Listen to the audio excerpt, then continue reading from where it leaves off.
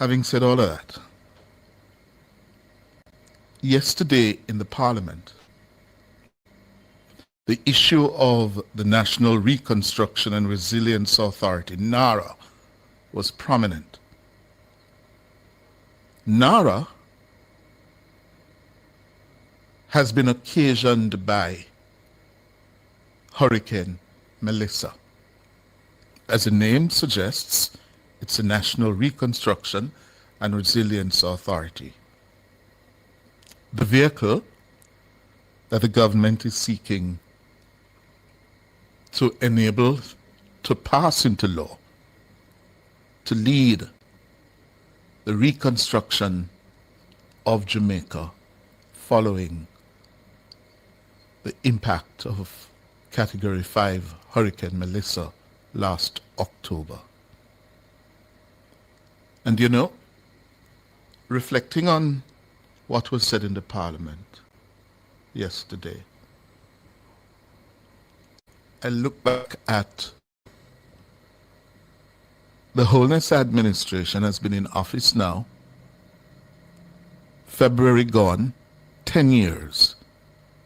10 years. And there was a time in Jamaica when you're in office for 10 years, you'd be looking down the political barrel. There was a time in Jamaica when we don't give parties no more than 2 terms in office. We called it the 2-term syndrome in Jamaican politics. Holness created history when he became the first leader of the Jamaica Labour Party to win 3 consecutive general elections in Jamaica since 1944. The People's National Party under the leadership of P.J. Patterson has gone one better. They won 4 consecutive elections, breaking that 2-term cycle in 1997. Yeah, they won in 89, 93, and then they got a 3rd term in 97 and got a 4th term in 2001 it was, or 2. Yeah? But looking at the 10 years, and as a student of politics and history, whoever writes the history of the Holness-administration in its first decade, first 10 years, will have to spend a considerable amount of time dealing with 3 things: COVID, the economy, and Melissa. You can actually see you have to divvy up or organize the work, the writing in a way that you have to deal with the impact of COVID, how that was visited upon Jamaicans, how it was managed, how we came through, the impact of it on our lives, our economy. And same thing with the management of the economy by Holness and his team, and now Melissa. Melissa, like COVID, gutted the Jamaican economy, the political economy, and left us with a massive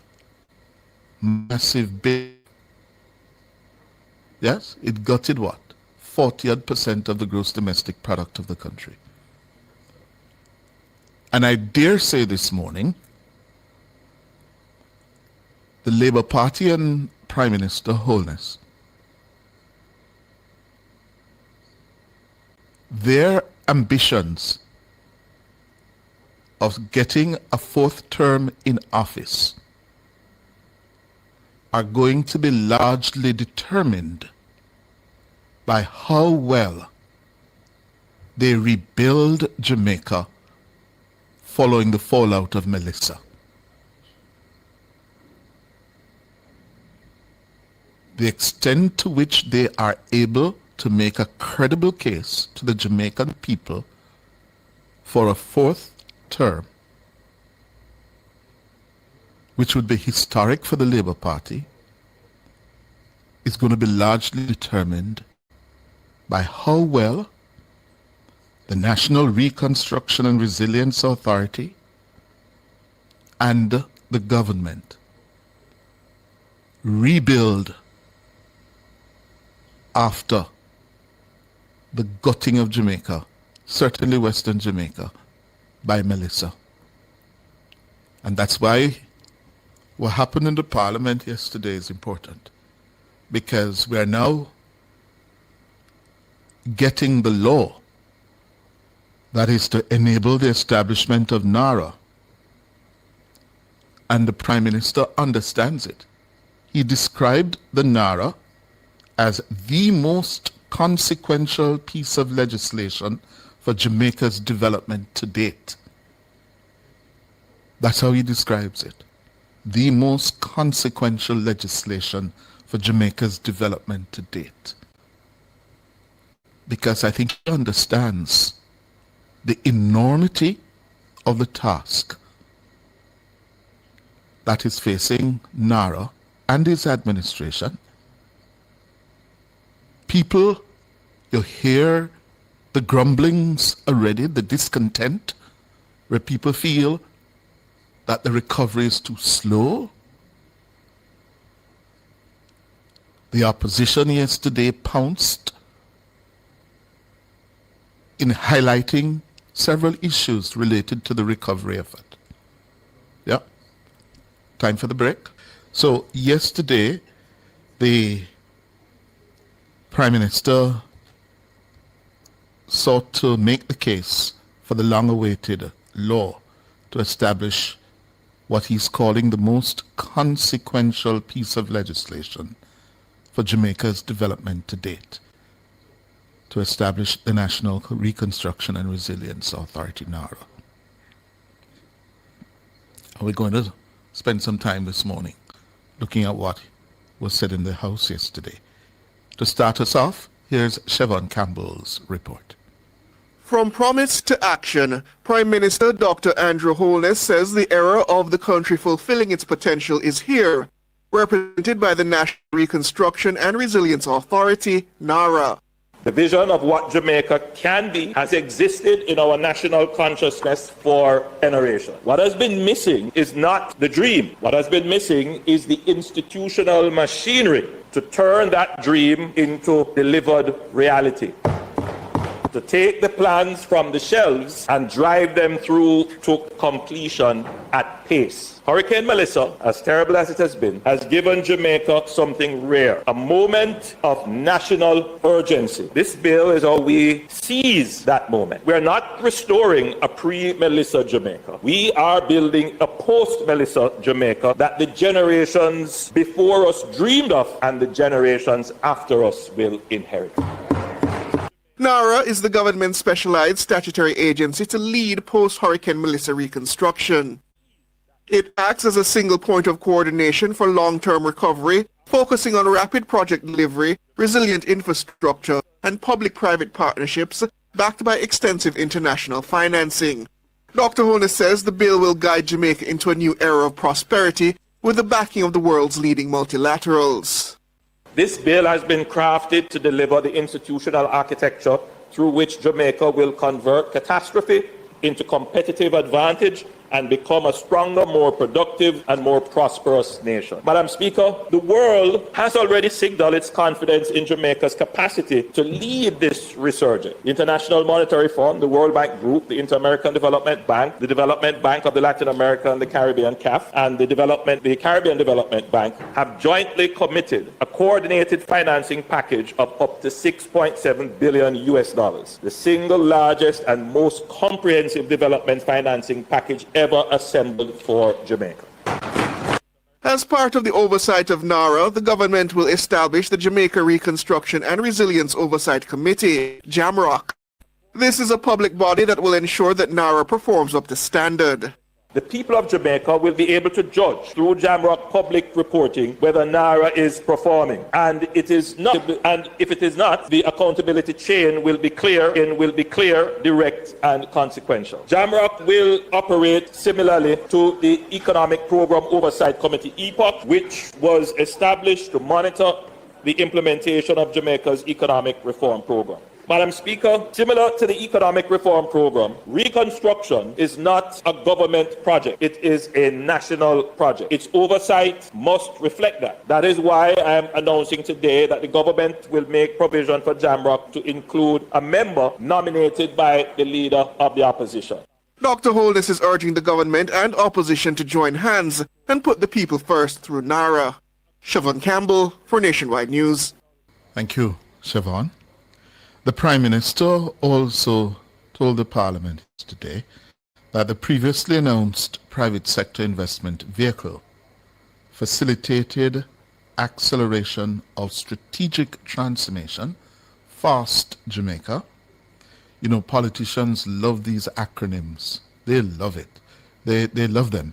They sit down and they think about how to name these initiatives, programs, yeah, in a way that they have meaning. It's a communication tool, a messaging strategy. So FAST Jamaica, facilitated acceleration of strategic transformation.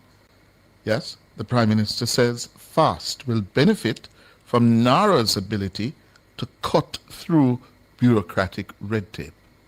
FAST Jamaica, that is the facilitated acceleration of strategic transformation, will create a dedicated pathway to fast-track private sector-led strategic investment projects. NARA will not be responsible for their delivery. What NARA will provide is the power of expedition, coordinating across agencies, accelerating regulatory approvals, and compressing the enabling environment that a strategic investor needs to commit capital and commence execution. So what the Prime Minister said there is that FAST Jamaica will cut the bureaucracy and the red tape, but most significantly, yeah, projects of a value of at least 150 million US dollars was a threshold to qualify, yeah, under FAST.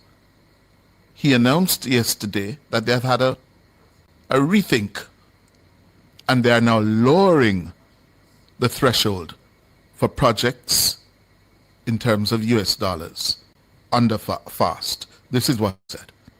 Having reflected carefully on the investment landscape and the scale of capital, of private capital we will need to crowd in, we have decided to lower the FAST Jamaica investment threshold from US 150 million, which we had announced in Parliament in my budget presentation, to US $15 million. This is a deliberate decision to widen the door of resurgence. At US 15 million, a broader universe of strategic investors, local, regional, diaspora, and international investors can qualify for the FAST pathway. Imagine 100 projects at that threshold. That's 1.5 billion US dollars of private investment mobilized at speed, creating jobs, building capacity, and driving economic expansion across every region of the island. I think it makes sense. That threshold initially announced of 150 million US dollars was much, much, much too high. Yes? Very few takers you would have for at threshold. So 15 million US, 1.5 billion, as against 10 billion, yeah, Jamaican, yeah, under the previous announcement. The Prime Minister also cautioned yesterday, it's time, or the positions adopted in the House yesterday. The Prime Minister warned that, listen, we have to be very careful that we do not fall into what he calls analysis paralysis. This follows the position adopted by the opposition in relation to the NARA bill. You'll recall the Prime Minister tabled the NARA bill during the budget debate in March, and following its tabling, the opposition leader Mark Golding called for the bill to go to a joint select committee for further deliberation. But in opening the debate in the House yesterday, the Prime Minister warned against analysis paralysis. Peru took 3 painful years to arrive at where they are now. We are beginning at where Peru eventually arrived, not where it started. And I draw this parallel, Madam Speaker, because what I'm seeing evolving could lead to us getting trapped in the analysis paralysis cycle, where we could end up not able to resist political advantage or political opportunity, and we end up debating this forever until the emergency of Melissa has passed in the minds of the people. Prime Minister Andrew Holness. Now, turning to the opposition leader Mark Golding. He and his party held a media briefing yesterday where several things were said. That Mr. Golding, in his contribution to the press briefing, noted that the government had failed to provide adequate housing relief for Jamaicans affected by Hurricane Melissa. According to Golding, a crisis is developing due to the failures of the government's restoration of owner or occupant family shelters roofs program. Mr. Golding urged the Holness-administration to dig deeper into its coffers and provide more meaningful relief, more money, in short. Here is Mahiri Stewart's report on that. Roofs provides cash grants to individuals whose homes suffered damage from Hurricane Melissa. Through the $10 billion initiative, the government provides tiered assistance at $75,000, $200,000, and $500,000, ranging from the least to most impacted Jamaicans. But opposition leader Mark Golding says the program is ineptly handled. Things were appearing to be on track for recovery. However, that time has passed and the glaring gaps in Jamaica's response to the disaster have been laid bare. The government's primary program for addressing the shelter crisis occasioned by Hurricane Melissa, the roofs program, is hopelessly inadequate and is being incompetently administered. He says the government's failure to effectively implement roofs threatens the lives and livelihoods of many Jamaicans.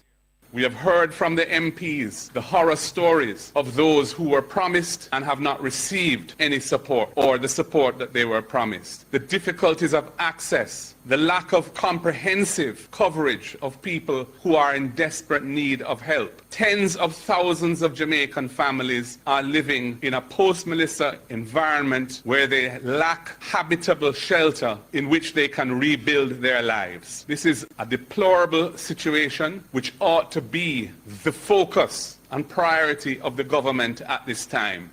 Golding pointed to the nearly $7 billion pledged by various multilaterals to assist Jamaica following the passage of the hurricane. According to him, barely a fraction of those funds is being used to address the immediate needs of those who need it. The $10 billion under the roof program, less than a third of 1% of GDP, less than 10% of the immediately available resources that Jamaica could draw down under its disaster risk financing framework, is hopelessly inadequate to meet the challenges presented by Hurricane Melissa to the housing stock of the country, especially in the worst affected parishes. This situation has to be resolved. He's calling on the government to reopen the roofs program and provide a larger sum to better meet the needs of those suffering.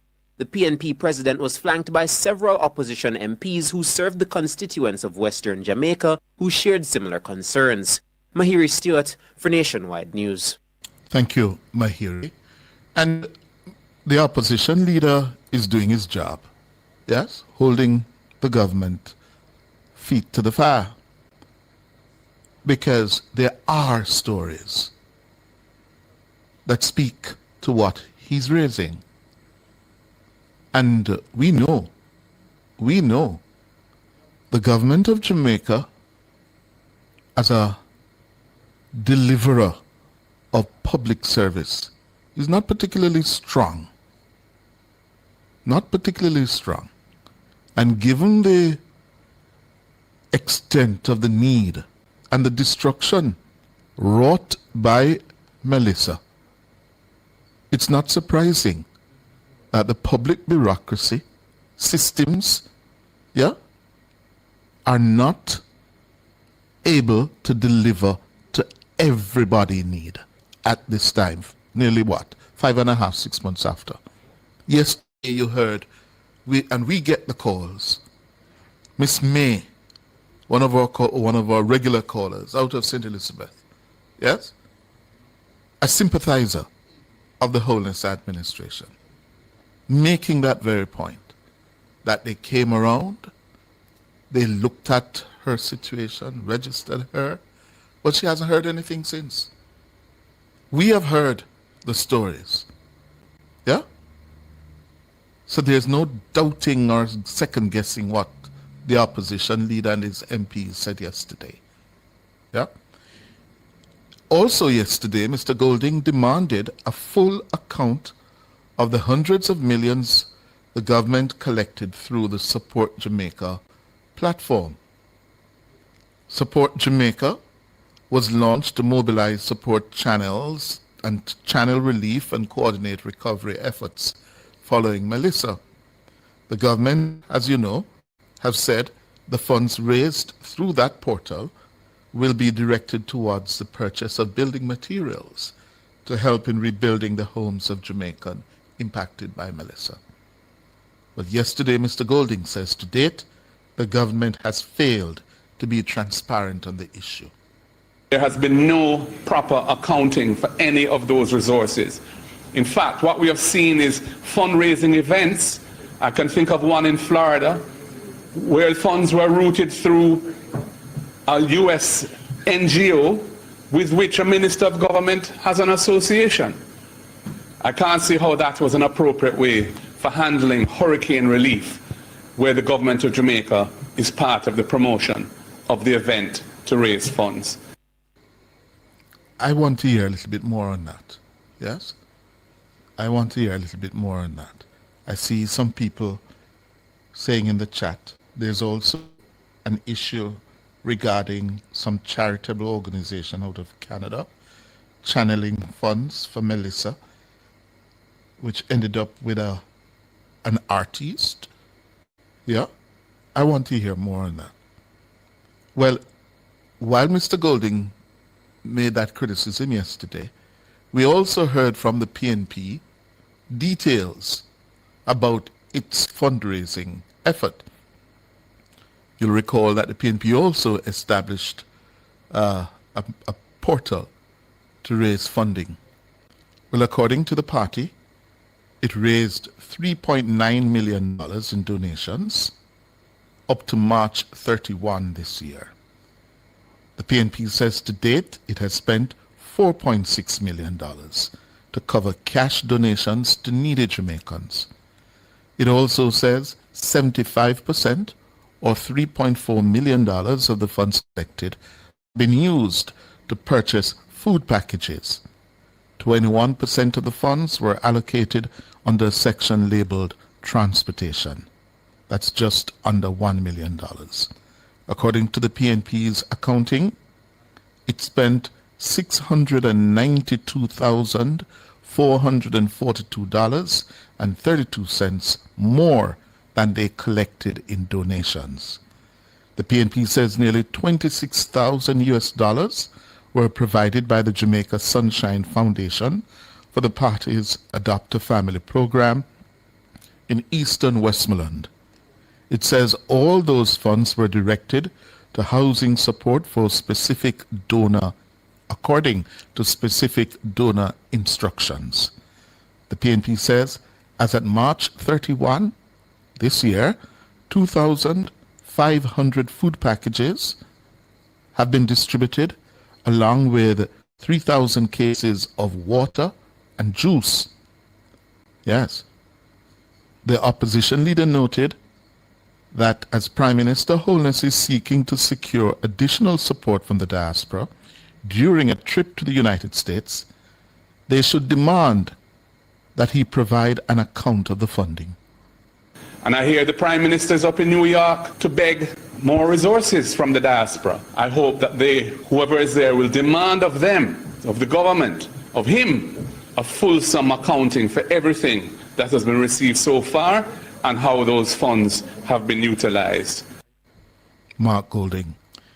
He also said at the media briefing yesterday that the government needs to address the issues coming out of the war in the Middle East.